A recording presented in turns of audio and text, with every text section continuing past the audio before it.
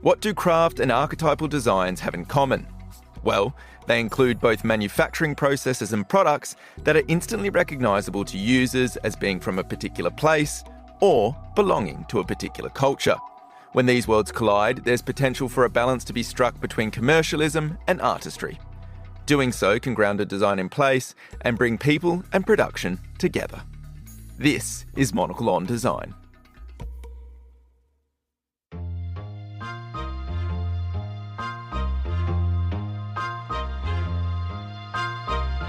We try to engage with materials in a sensitive way that looks into the history, the culture of materials. This is Monocle on Design, a show where we discuss everything from architecture and craft to furniture and graphic design. I'm Nick Monisse. On today's program, a premiere format for Monocle magazine and the rise of design in Vietnam with Emmie Massias. All that coming up on Monocle on Design.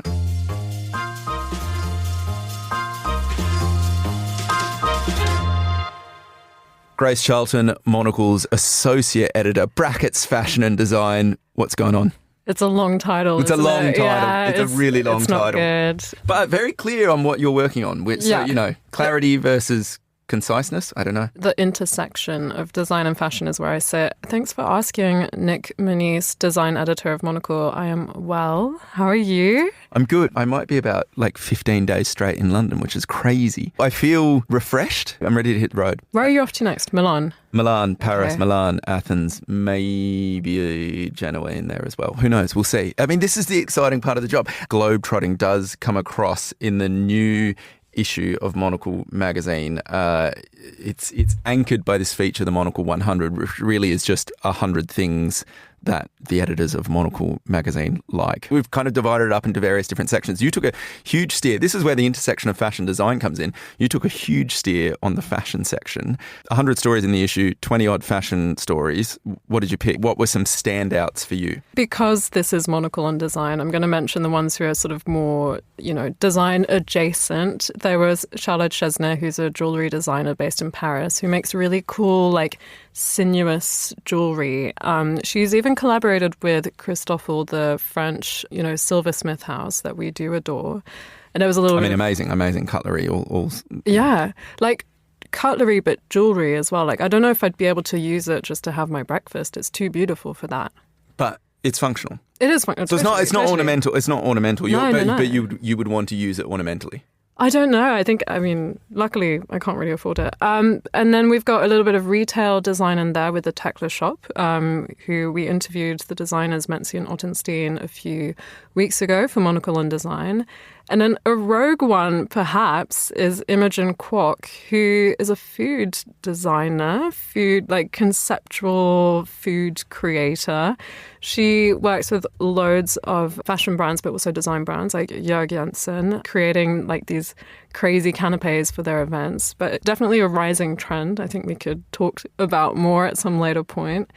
And then finally, there's the Onitsuka Tiger manufacturing facility in Tottori, which looks very cool. And, for a lot of people, that's where they work every day. So it needs to be well designed. Oh, 100%. Hang on. I want to go back to Imogen Kwok briefly. So I'm on her Instagram right now. I'm going to be honest, I struggle with this sort of thing. Really? When food's so beautiful, it makes me not want to touch it. Yeah, she said that was it makes me really nervous. I know. She said that in the interview because I wrote this piece. She was like, often I have to be the first person who destroys a food installation because everyone is too shy and I don't want to be the first person to tuck into a butter tower or whatever. 100%. Actually, it's funny as well. I was at the Design Museum in London this morning talking to Simone Brewster, who we'll hear from in a later episode of the show, but she does a lot of these kind of really sculptural, really beautiful artistic installations where the materials look kind of delicate and people don't know if they're allowed to even though it's in a public space, don't know if they're allowed to touch it or engage with it. So she'll often be,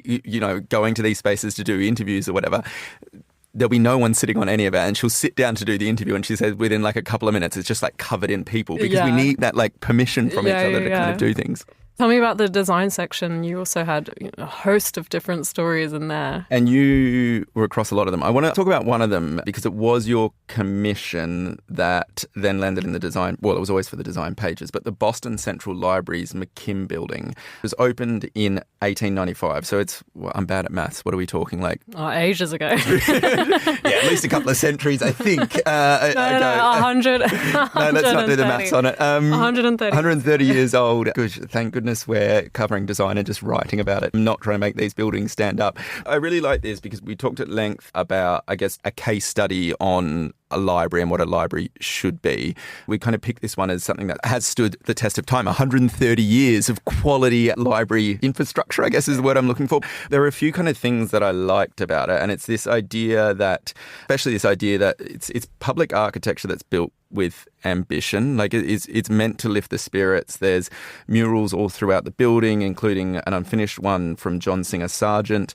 Can you tell us a little bit about him? He's an American painter who famously painted a lot of portraits of the sort of upper class in the US. All those sort of famous names you hear, like the Vanderbilts, all those tycoons of industry at this time, he would paint portraits of people in these families. And they're all very beautiful, and they'll always be wearing like these incredible gowns.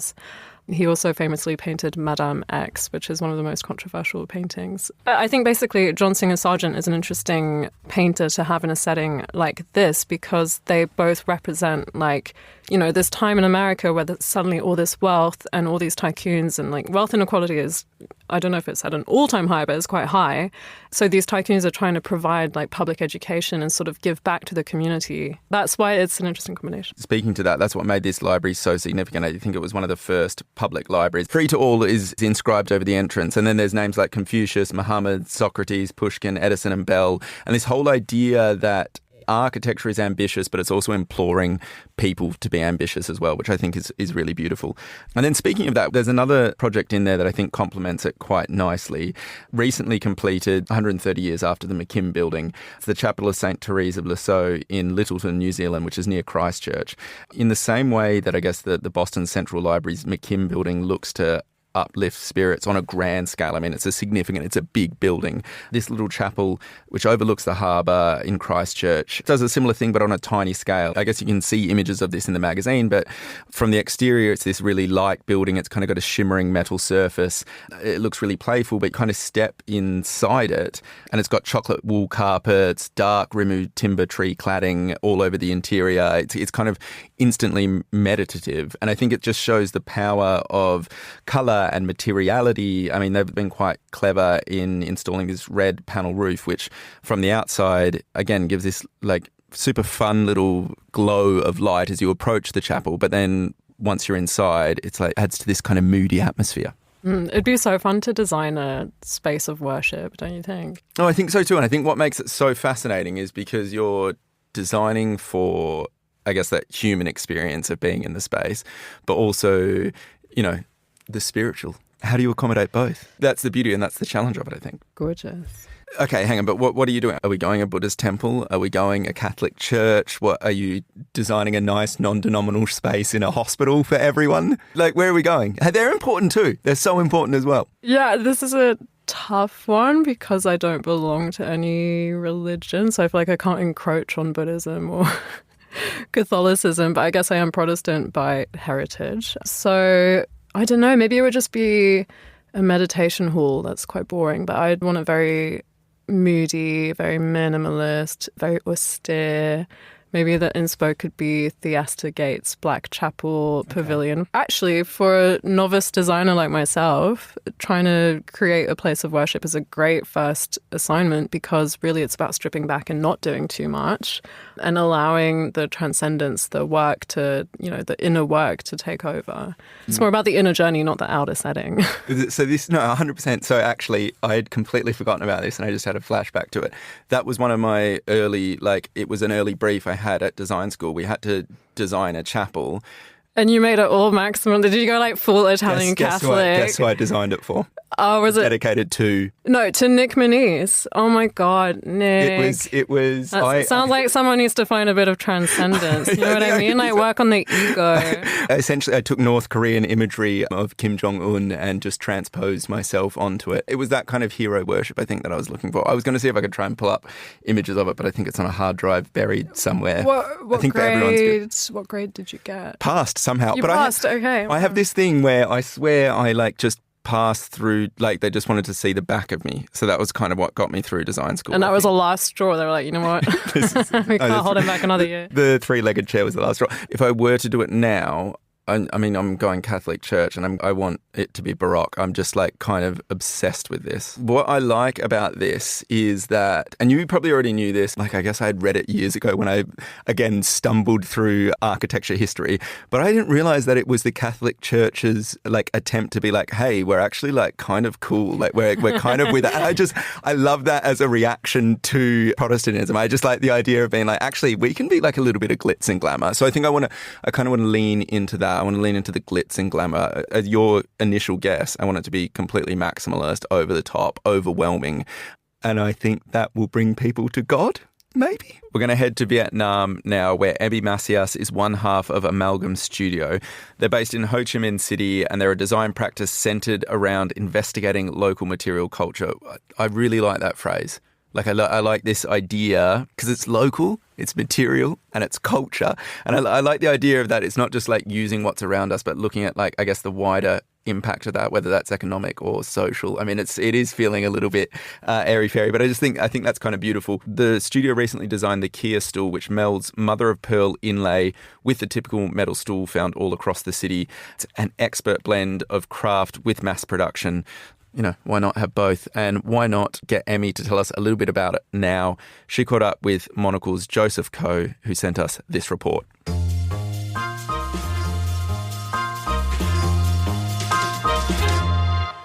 We started our practice in Guadalajara last year. We had each the opportunity to go to Mexico. For me, it was for a ceramics residency. And for my partner, she went to work for a furniture design studio called Pica Studio. We had already met together because we had worked together in an art center the previous summer. So it was an absolute coincidence that we would both end up in Mexico. After the end of both of our experiences, we just had such a great time in Guadalajara. We were extremely inspired by the architecture, the craftsmanship, the people that were around us, and we didn't want to leave, and so we decided to give it a shot at collaborating on a couple projects. It just went brilliantly well. We were really happy to create a network of artisans, craftspeople, but also workshops, manufacturing workshops that we could really trust. And that's kind of how it started. What is the design approach for Amalgam Studio? So we look very much into material culture and territorial narratives and tensions, and we try to put materials in contrast and opposition.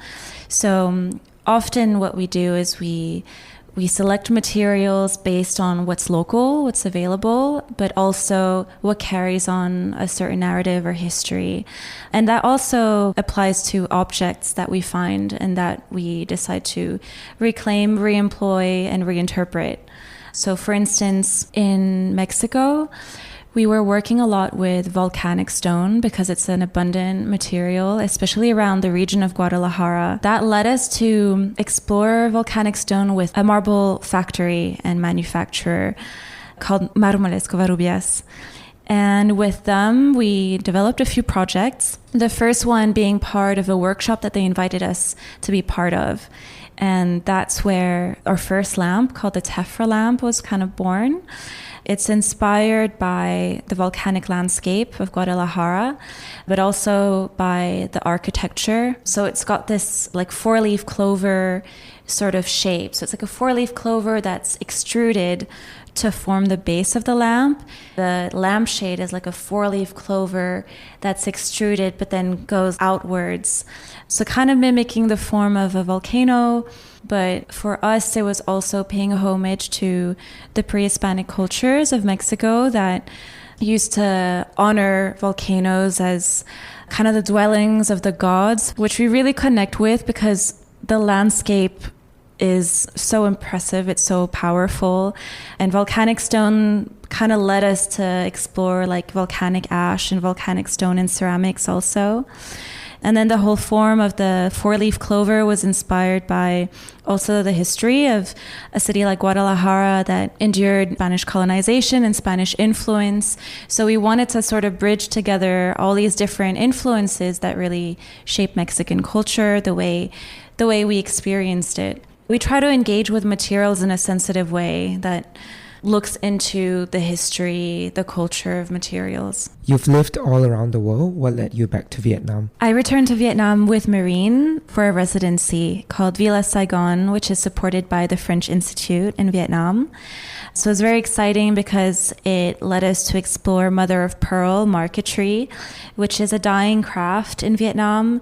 It's a national tradition, but it's definitely disappearing. It was a great opportunity for us to research about where this craft comes from, where the material is sourced also.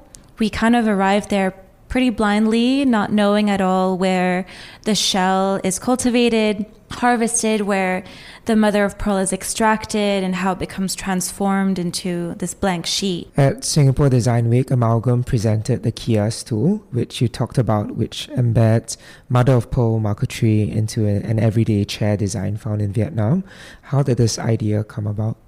So this was a small outcome out of a big research project. So during our residency, we were able to explore the use of mother of pearl with many other materials. We were trying to stray away from the traditional use of lacquer, and instead we explored like other materials like shiny surfaces such as metal, but also other treatments for wood such as burning wood. We tried staining with indigo.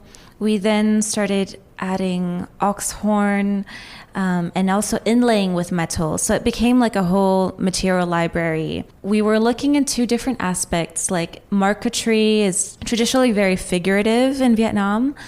So we were going, when we started the research, we were thinking, okay, if we're going to go the figurative way, we aren't interested in like replicating traditional styles, because if there's a decline in the demand for marquetry furniture or artworks, it's also because the designs don't appeal maybe to young people anymore. Not only is the furniture often so bulky, but we were interested in how we could reflect the urban landscape of Saigon because we were doing this project from Ho Chi Minh City. And so we were looking for objects that to us felt very iconic and relevant to Ho Chi Minh City. And because there's such a big street food culture, big motorbike culture also, we were exploring how we could use these figures in our work. So we were using street stools as an icon, as a symbol in the marquetry work. And then later we explored a more abstract path where we started scanning the shells that we were collecting. We were scanning them, zooming into them, and tracing the patterns. So we were essentially trying to create like an organic and abstract form, but we didn't want to just design it out of nowhere. So we were tracing patterns, looking into the layering that is found in the shell. So the abstract forms basically is what we then decided to include in a stool. And it kind of came to this moment when we had a very limited budget actually for this research. So our goal over 2 months was just to develop like material samples and create a materials library. We didn't at all think that we could, in the end, design a stool. In fact, we were actually embracing the fact that for the first time, we were just getting paid just to do research without the pressure of having a final outcome. It got to a moment when the idea of the stool was just always coming back to us. And everyone has these metal stools in their homes, or in every pho restaurant or Vietnamese street stall, you would find these kind of stools either made of plastic or of metal. And it got to a point where it just became so evident that we should use the metal stool as our canvas. So then we decided to integrate these patterns on the metal stool. We were really looking into the relationship between the mother of pearl and it's supporting material that is underneath it, because traditionally you would use lacquer, which kind of just becomes totally hidden just to make place for the mother of pearl to shine. So we were trying to find an alternative way to, instead of just focusing on the mother of pearl and its backdrop and its canvas. What's your take on Vietnam's design scene today? Vietnam's design scene is relatively new and growing. A few years ago, a gallery named Gallery Medium opened, and this year they've been very supportive in launching an open call to young designers and a competition on the theme of hooks. And they created a whole exhibition for like the 45 winners of the competition. Not the winners, but the participants who got through the third round. It's really created like a good support system for young Vietnamese designers, because there hasn't been really any institutions. I think that's one of the challenges of starting a furniture design studio or an object design studio in Saigon. It's that there have not been many galleries or institutions to support that scene. So I think it's kind of grown out of a need from architects, interior designers. It's kind of grown out of, I would say, like bespoke design is probably the way that design has kind of started developing. But there is a prominent architecture scene in Saigon, and there is also a prominent graphic design scene. And so I think the furniture design or object design industry is kind of just catching up with that, and especially out of a need from architects and interior designers to commission like younger studios, because what's available essentially is only European or American brands for furniture design. Architects are often kind of leaning towards bespoke to create something more unique. And often I think a lot of designs do get copied from original icons. Now there is definitely like a path that's been laid, and it's definitely room to grow for the furniture design industry in Saigon. What do you feel are the challenges? The challenges are definitely the lack of institutions, a lack of support for independent designers. Having studied in the Netherlands, in the UK, and in France, there are so many subsidies and grants to support local young creative makers. So it's definitely very difficult for young studios to start from scratch. Also because, I think furniture design, industrial design, objects, these courses at university are quite recent also. There are no proper schools just for design, but there are many universities that have these departments. So it's growing, but I think the challenges are also the fact that there is a lack of platforms. So luckily those spaces are also growing, and I think what's great is that a lot of people just have to do them grassroots. So young entrepreneurs and young designers are trying to open spaces to showcase and exhibit work, and it just creates a very supportive community. But and another challenge I think is also the lack of workspaces. So there are no, for instance, communal workshop spaces where you can have access to the right tools, the right machinery and equipment to propel you. But there is an amazing access to workshops and artisans. I think it's a basis of collaboration and looking at industry also. Saigon is like one of the biggest exporters of furniture in the world. So there are a lot of manufacturers out there. I'm hoping that there will be more and more open to collaborating with young designers that are local, instead of producing work for European and American brands, when there is a growing scene locally. What do you hope to see in Vietnam's design scene in maybe 5 years' time?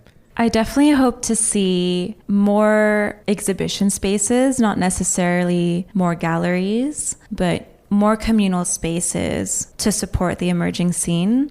I also hope that young designers will find the resources and the materials to experiment more with materials or with objects that they find. And it's already happening in Saigon, but I'm just hoping to see more of it. I think that once designers have the right spaces, have the right tools, then they can go big. They can really scale up their work. And I hope that there is going to be a lot more collaborations between those designers too, because there's a lot of independent small studios, and there are some slightly bigger networks of architecture studios, interior designers, and I really hope to see more cross-disciplinary collaborations between all of those.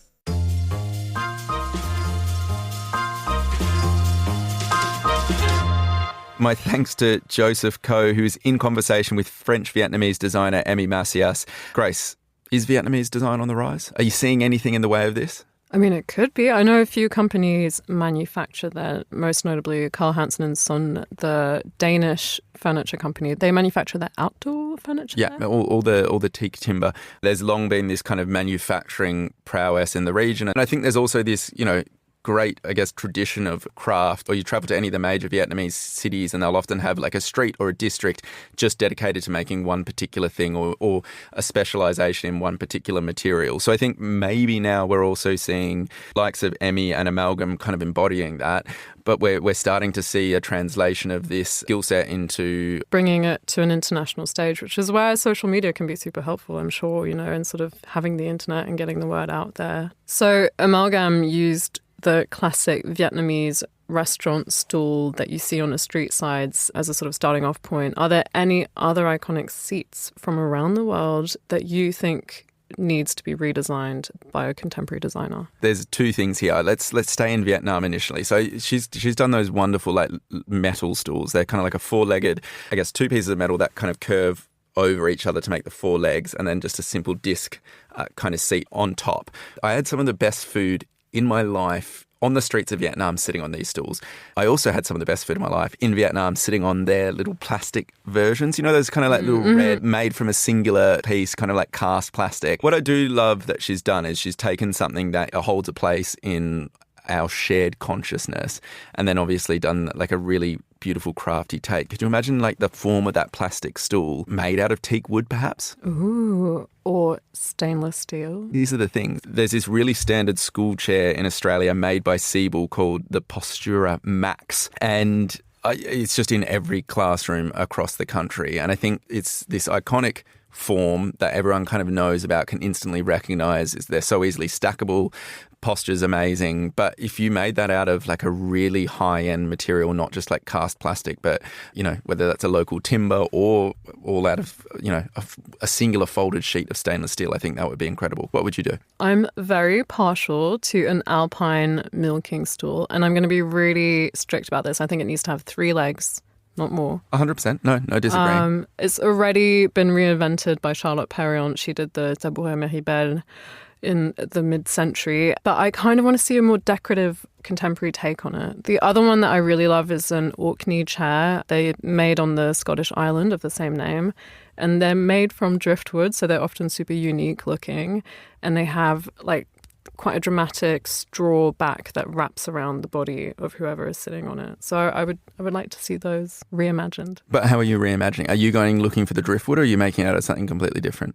No, I think it has to be driftwood. I think that's a really important component for an Orkney chair. How would I reimagine it? I guess maybe the weaving could be a little bit more creative. Or is it the sourcing of the wood? Are you wandering along a Sydney beach maybe next summer when you're visiting family and picking up pieces of timber to fashion into a chair? The Thames Path. I think I would need to get a top up on my tennis shot to be able to look for driftwood on the Thames Path. And maybe that's a nice point to wrap up today's show, or just a timely reminder to look after your health.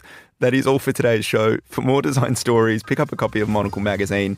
Today's episode was produced and edited by Hassan Anderson and Elliot Greenfield. I'm Nick Monisse. And I'm Grace Charlton. Thank you for listening.